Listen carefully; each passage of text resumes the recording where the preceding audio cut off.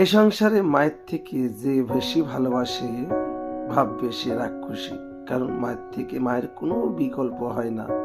আর সে রাক্ষসী হাতে তোমার মৃত্যু অবধারিত। তা এক মা স্বামী মরে যাওয়ার পর তার সন্তানকে নিয়ে খুব কষ্ট করে মানুষ করেছে, বড় সাধ করে বিয়ে দিয়েছে। একটা পুত্রবধূ ঘরে এলে হয়তো তার কিছুটা কষ্ট কমবে, কিন্তু পুত্রবধূ যখন ঘরে আসলো তখন কি করলো? পুত্রবধূ বলল, ওই মাকে, তোমার ওই মা আমি থাকতে পারবো না, হয় মাকে ভালোবাসলে মাকে বাসো, নইলে আমাকে রাখো। এই কথা বলার পরে নিরুপায় হয়ে মাকে অন্য একটা জঙ্গলের মধ্যে রেখে আসার। তা এই সময় যখন জঙ্গলের মধ্যে নিয়ে গেছে, হঠাৎ খুব কালো মেঘ করে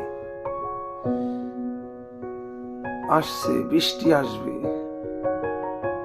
তখন ছেলে ভাববে মাকে এই জঙ্গলের মধ্যে রেখে যাচ্ছি, হয়তো মা আমাকে অভিশাপ দেবে। এই কথা ভাবতে ভাবতে একটা গাছের আড়ালে লুকিয়ে শুনছে মা হয়তো কি অভিশাপ দেবে। তখন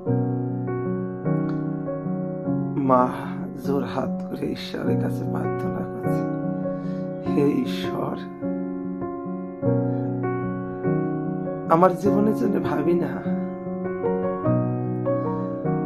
আমার সন্তান